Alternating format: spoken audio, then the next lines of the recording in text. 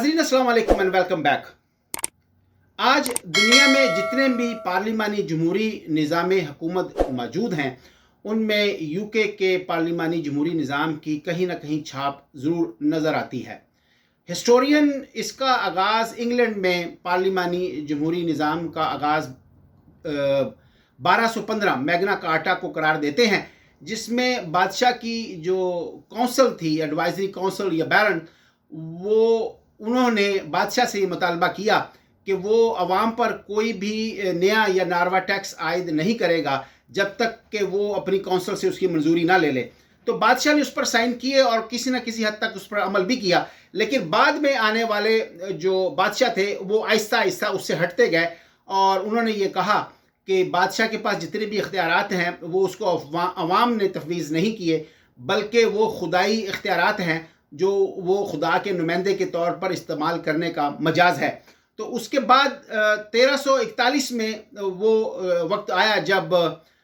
दो पार्लियामेंट्स यानी house of Commons और हाउस ऑफ लॉर्ड्स ने अलग-अलग अपनी मीटिंग्स बुलाई। जो लोग अवामी नुमाइंदे थे या लोकल काउंसिलों से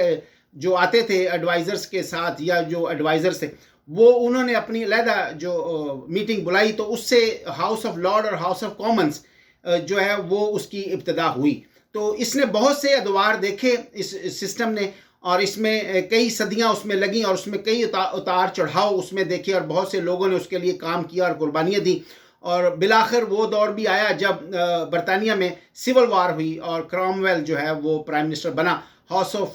कॉमन्स यानी जो पार्लियामेंट का लोअर हाउस था, उसकी जो अफवाज थी, उन्होंने कामयाबी हासिल की और बादशाह को उन्होंने सजाए मौत दे दी। उसके बाद क्रॉमवेल ने जब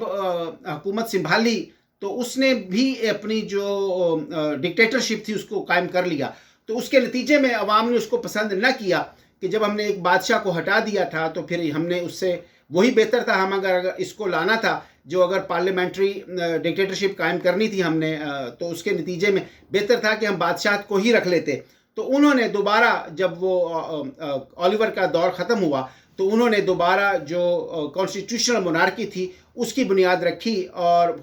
उसके बाद एक दूसरा दौर शुरू हुआ और उसमें बादशाह के जो इख्तियारात थे वो बतदरीज आहिस्ता आहिस्ता कम होते चले गए और बिल आखिर आज जो हम बादशाह की शक्ल वहाँ देखते हैं उसको कॉन्स्टिट्यूशनल मोनार्की कहा जाता है और बादशाह के पास अपने कोई इख्तियारात नहीं है या ना होने के बराबर हैं। वो तमाम इख्तियारात अवामी नुमाइंदों और उनके प्राइम मिनिस्टर के पास मुंतकिल हो चुके हैं।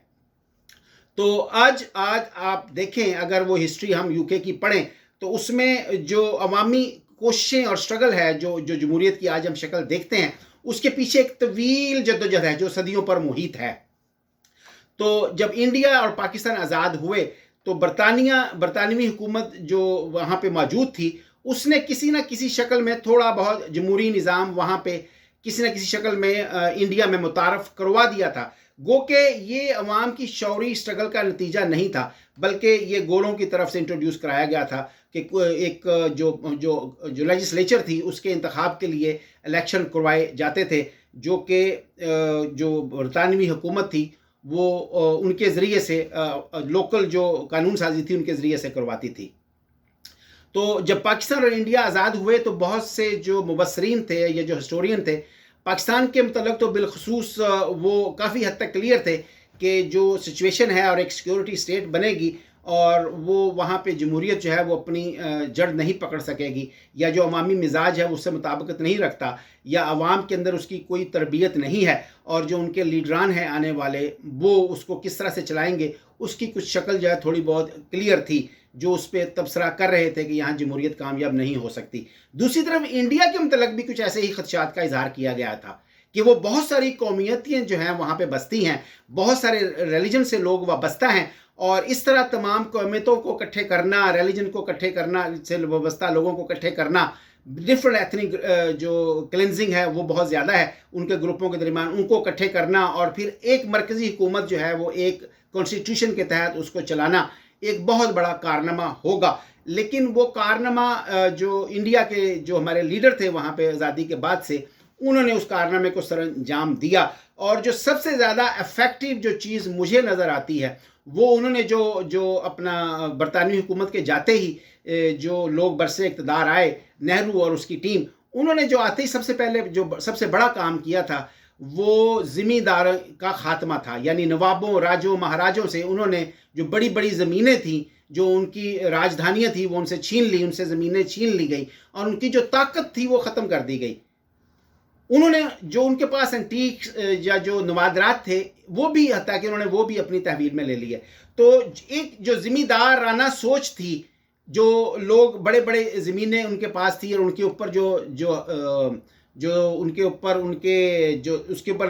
काम करते थे या जो उनके मज़ारे थे, वो जिधर उनको कहते उधर ही वोट डालते थे, वो भी उनकी पावर बेस बनती थी। और इनफैक्ट जो ज़िम्मेदाराना निज़ाम है या जो जागीरदाराना निज़ाम है, ये जमहूरियत की राह में सबसे रुकावट जो है वो इनिशियली बनता है, क्योंकि ये एक नॉन प्रोडक्टिव सोच होती है। और ये जो लोग हैं, जो जागीरदार लोग हैं, ये एक सोच का नाम है। ये इनफैक्ट राजा महाराजा होना, ये उससे भी एक अगली चीज़ है। यानी आप हर तरह से अपने आप को स्याह व सफ़ेद के मालिक समझते हैं। जैसा कि पुराने ज़माने में, जैसा मैंने जिक्र किया कि इंग्लैंड के जो बादशाह थे वो ये दावा किया करते थे कि उनके पास जो इख्तियारात हैं वो उनको डिवाइन यानी खुदा की तरफ से वदीयत किए गए हैं और वो इन इख्तियारात को किसी के सामने जवाबदेह नहीं हैं इस्तेमाल करते हुए। तो इस तरह से या इससे मिलती जुलती सोच जो हमारे यहाँ बड़े बड़े लैंडलॉर्ड और ज़मींदार हैं, उनकी भी सोच उसी सांचे में ढली होती है कि वो ये समझते हैं कि ये जो उनके पास मज़ारीन हैं या जो उनके पास जो उनकी राय जो लोग रहते हैं उनकी ज़मीनों पे, उनको मज़ारे या राया समझा जाता है और ये समझा जाता है और उनको ये यकीन होता है कि हमें जो इतनी जो बरतर हैसियत इन पर हासिल है, हमें भी डिवाइन जो रजामंदी है उससे हमें इनके ऊपर इख्तियारात दिए गए हैं, उनका मालिक बनाया गया है। तो ना सिर्फ वो अपने आप को ज़मीनों का मालिक समझते हैं, बल्कि जो मज़ारीन हैं उनको भी ये अपना मलकियत समझते हैं। तो ऐसी जो सोच है, वो सोच जमहूरियत के लिए सबसे बड़ी रुकावट होती है कहीं भी। तो उसको कर्व करने के लिए बड़ा लंबा अरसा जो है उस सोच को बदलने के लिए बहुत लंबा अरसा दरकार होता है। इसलिए इंडिया में जो लोग बरसे इक़्तिदार आए, उन्होंने आते ही सबसे पहले इसका ख़ात्मा कर दिया और उसके साथ उन्होंने एक सेकुलरिज़म को फ़रोग दिया कि यहाँ पे जो बहुत मुख्तलिफ़ किस्म की कौमें आबाद हैं, जो मुख्तलिफ़ रिलीजन्स को फॉलो करती हैं, तो उनके लिए जो फेडरल जो गवर्नमेंट बनाई जाएगी वो मज़हब से मावरा होगी या वो मज़हब को एक रियासत से अलग करके चलेगी, ताकि रियासत और मज़हब का जो क्लैश है या जो मजहबी तौर पे जो हमारे ग्रुप्स हैं वो इसको कैश ना करा सकें और रियासत जो है उसको इस अमल दखल से दूर रखा जाए। तो ये एक वाइज सोच थी जिसको लेकर इंडिया के जो हमारे पहले आने वाले जो लोग थे, वो सियासतदान थे, मुदब्बिर थे, वो उसको लेकर चले। और हम देखते हैं कि उनके मतलब जो पेशन गोई कुछ हिस्टोरियन ने, ब्रिटिश हिस्टोरियन ने ये की थी कि वहाँ जमहूरियत कामयाब नहीं होगी, लेकिन वहाँ पे कामयाब हुई,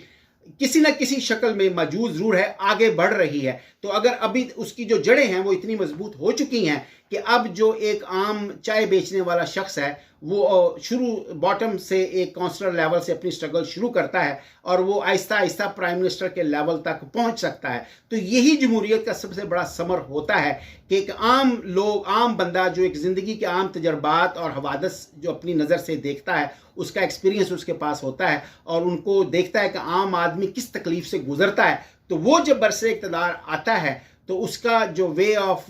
थिंकिंग है, जो वे ऑफ उसका एक्शन है और जो उसका सारे का सारा सिलसिलाकार है, वो हकीकत के बहुत ज़्यादा करीब होता है और वो हर जो आम आदमी है उसकी तकलीफ़ को समझते हुए अमल करता है और आगे बढ़ता है और एक जो बड़ी तब्दीली है मुआशरे में उसकी राह हमवार होती है। तो पाकिस्तान में आप देखते हैं कि वहाँ पर जो पार्टीशन के बाद जब कैद आज़म 1 साल से भी कम अरसा या उसके करीब वो हयात रहे और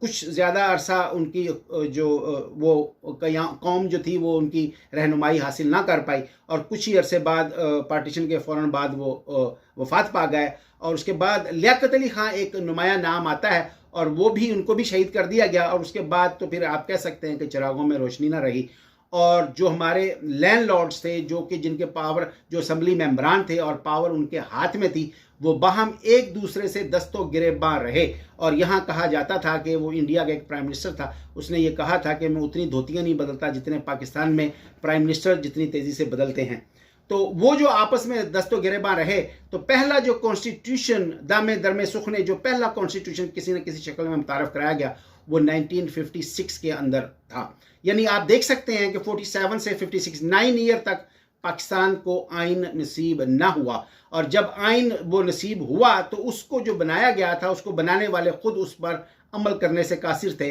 या उस पर अमल करना नहीं चाहते थे। जो अनारकी थी वो उसी तरह, सियासी अनारकी वो उसी तरह जारी रही। तो सियासी जो पॉलिटिकल स्टेबिलिटी थी वो और कॉन्स्टिट्यूशन जो एक सिस्टम था वो मुहैया ना किया जा सका, या जो बरसे इख्तियार लोग थे या साहब इख्तियार लोग थे उन्होंने उसको मुहैया ना किया और एक सियासी मजबूत सियासी सिस्टम की राह हमवार ना की, या दागबेल ना डाली। उसके नतीजे में फिर 58 में जो हमारे मार्शल लॉ नाफिज होता है। तो मार्शल लॉ के आने के बाद तरक्की तो खूब हुई, जो माशी तरक्की थी वो हुई, और भी बहुत से जो शोबे थे ज़िंदगी के उसमें बहुत ज़्यादा गुंजाइश थी और जो बहुत ज़्यादा तरक्की थी वो हुई। और उसके लेकिन उसका जो सबसे बड़ा ड्रॉबैक या नुकसान था वो जो जमहूरी सिस्टम था वो ना तो उसको इंट्रोड्यूस कराया गया, और उसके बाद फ़ौरन डिक्टेटरशिप, और फिर डिक्टेटरशिप के बाद 1971 के अंदर फिर दोबारा जो हमारा जमहूरी निज़ाम था उसको वापस इंट्रोड्यूस कराने की कोशिश की गई। तो वो जो गैप था उसके अंदर पैदा हो गया, एक जो स्टेबिलिटी आनी थी शुरू से अगर जमहूरी सिस्टम को मुतारिफ कराया जाता तो वो बिल्कुल हमें नज़र नहीं आती। तो जो डिक्टेटरशिप थी उसके अंदर तरक्की ज़रूर हुई क्योंकि स्टेबिलिटी आ गई थी सिस्टम के अंदर, हुकूमत के अंदर स्टेबिलिटी आ गई थी, लेकिन डिक्टेटरशिप की जो राह हमवार हो गई थी बाद में आने वाले दौर ने पाकिस्तान ने उसकी कीमत अदा की और अभी तक कर रहा है। और जो जमहूरी जो अदवार जो हमें मुतारिफ करवाए गए 70 के इलेक्शन के बाद, उसके अंदर जो हमारा रवैया था वो जमहूरी कतन नहीं था, किसी भी तरह जमहूरी नहीं था। तो इसके ऊपर हम अब जो अगला वीलॉग है वो हम 1970 के बाद से मैं शुरू करूँगा। तो अभी तक जो उसको समाप्त किया है थोड़ा सा वो आपके सामने है, और इंशाल्लाह अगला जो वीलॉग है वो हम 70 से शुरू करेंगे। अस्सलाम वालेकुम।